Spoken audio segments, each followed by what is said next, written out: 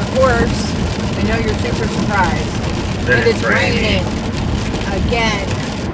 And again. And again. And again. And we had tornadoes in the state in various places yesterday. I don't feel like it was quite bad enough that they should have closed all the schools. Because it didn't really happen until after school. Yeah. But I think in El Reno and stuff it did, so I don't know. Oklahoma is one of those places that it's in just the right spot that craziness can happen easily. And so the weathermen tend to be a little err on the side of insanity. Scare the ever-living shit out of everyone in the whole damn state. And what they don't realize is that it creates a certain amount of, I don't know, tolerance to their warning. True. Hysteria Me does not personally, stay. I hardly ever listen to them when they talk about the apocalyptic storms that are coming to destroy us all. Yeah. I went to bed before it was supposed to hit. I'm like, oh, well, I guess it's my time to go. It's my time to go. Exactly. That's normally how Oklahomans are. We're not going to stay up late to find out if a tornado's coming. I have work tomorrow. I'm not doing that. And if I die in my sleep, then I don't have to worry about work tomorrow. So. Peaceful, yeah. Well, and you know, this is going to like be super TMI, but like we don't have kids in the house, so we don't sleep with clothing on. And so every now and then I'm like, should I sleep with clothes tonight just in case? That'll be fine. Might as well die naked, right? Exactly. It's so dumb. So yeah, I know there's a lot of other people on here going, tornadoes, and you guys sleep through them? Yep. Well, you can't really sleep through a tornado when it gets to the house next door. Yeah. You'll hear the roar. Well, and our phones, at least my phone, I have set up with a local radio station or a local TV station. So it starts pinging me excessively. Well, that's if another crazy one of weather's those coming. things, is I got pinged last night Oh, you did? at, I think, 5 different times. No? And they were all extending the flood warning. You know, it was extend the flood warning until 1, then extend it to 2, then extend it to 3, extend it to 4, extend it to 5. You know, it's just kind of retarded. Maybe they need a different, like, ping for, there's a tornado in your neighborhood. Yeah. And so, by the third one, I quit looking at it. Yeah. Because I'm just like, okay, flash floods, we knew that all day. Why are you telling me about it again now that it's actually my area?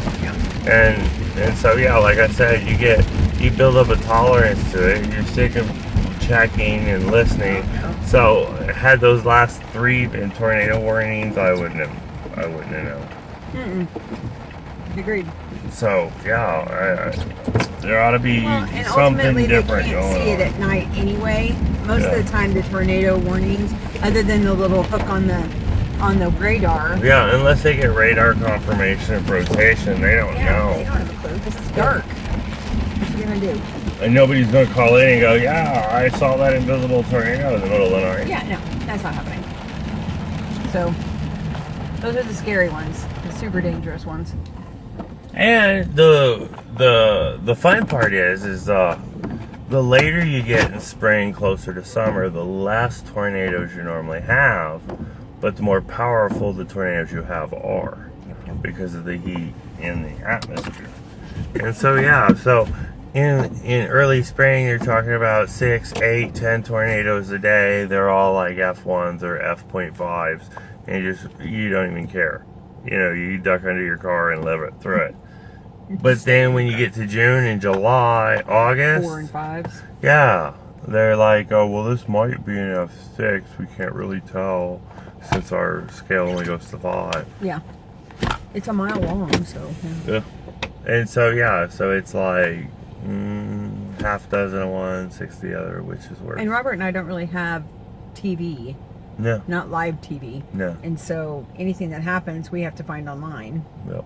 Anyway, or listen to the radio. Or listen to the radio. I mean, I did appreciate you put the radio on the I thought probably should at least, station last night. hear the... So I got up 2 or 3 times hearing beep, beep, beep over the stereo too. And then my phone would go beep, beep. And yeah. So you didn't sleep too good, huh? It was alright. It was no worse than usual. It's just, alarms instead of having to pee. Off you go. So, Or do I need to give you money? I thought you told me what to use. I did. Alright. I'll talk to you too while you're gone. So yesterday, what happened yesterday? Yesterday I worked out. I was making up from my weekend fun. I'm still just living the same exact thing, which is a little disheartening because, like, you'd hope after a year of doing this that I would be improving in my habits, but and I do, in the fact that I don't usually snack on things that aren't keto, but you know, even keto snacks, you have to have some amount of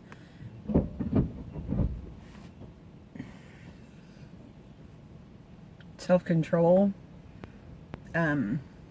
something in the amount to just say I'm slowing down and I'm not eating 10 pounds of whatever. But that's not the case with me.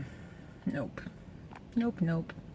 So I think yesterday I was at 187. Today I'm at 185.5. So I'll go back down. I don't think for a second that I won't go back down, but I've kind of just resigned myself to that healthy wagers. Just, it's not the timing that my body's going to allow me to do it.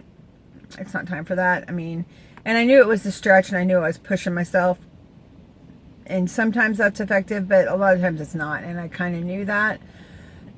So, you know, it is what it is. Wasted some money. So, and you know what? It's whatever. I think I have one payment this month and then one payment next month. And I have the opportunity, if I want to extend the wager, but I don't think I'm going to. I just want to give my body the time that it needs, you know, and if it takes me a whole nother year to lose the last 50, then it takes me a whole year. As long as I stick with it, I feel like I will, I'll be where I need to be. So I just don't, you know, it was an attempt, and am I disappointed? Sure, you know. I would like to try to at least hit the 10% goal that I had, which I think is another 6 or 7 pounds. That's it. So if I can get into the mid 170s by the end of the month of June, then I would make that 10%. So that would be good. So then I'd at least get one of my healthy wagers. And you know, if it doesn't happen, it doesn't happen. There's not like anything I can do about it. So that's probably what I will do. I know that we're going to do a lot of hiking and stuff on this trip we're going on starting next Friday. So I'm excited about that, but you know, you're always a little nervous with traveling.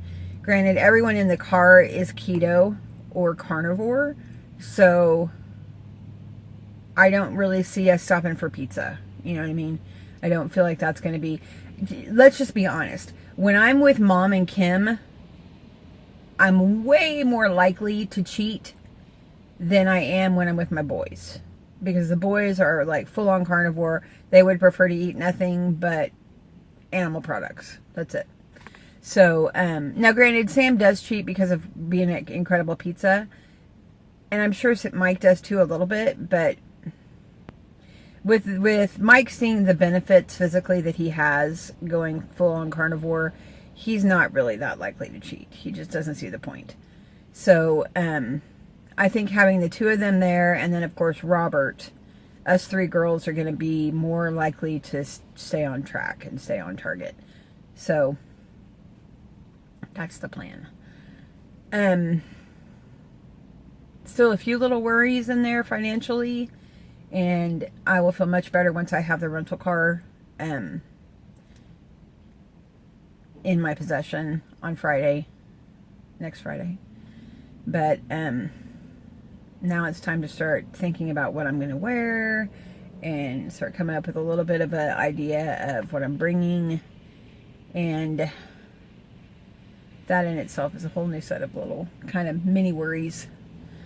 Not to mention the work, you know, and stuff like that needs to make sure that, you know, my coworker knows how to do my job, which I have a couple of reports that I'm trying to get done before I leave, so that all she really has to do is the stuff that I do daily instead of the stuff I do monthly.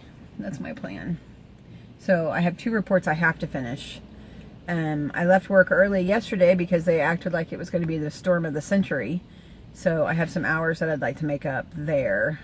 So I'll probably stay late today. Try and get that done. And the Robert Stir is back. Welcome back, Robert. We missed you. So, see that Nissan right there, the black truck that just pulled in? Yes. That is an Xterra.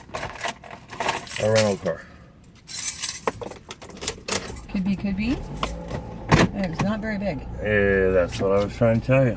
Well, the one that I got said it's a 7-seater, but I mean, it's 7 seats with 3 in the back, you know. Yeah. I know. And normally when they do 7-seat 3-rows of seating, it's like the old panel station wagons, I know. where the only one that can sit in the third row seat has to be under 3 feet tall. Right, because you're sure not putting an infant seat between 2 seats. I know, it is what it is. We're going to smush everything in if we have to put things on the floor, you know. Hopefully there's a little room under the seats as well. Because they fold over. Whatever, honey, you're not listening. There's not enough room. If we put everybody in there and then you try to put 6 suitcases in that vehicle, where are you going to put them? Okay. Robert and I are going to talk a little more. He's stressing me out. I'll talk to y'all later.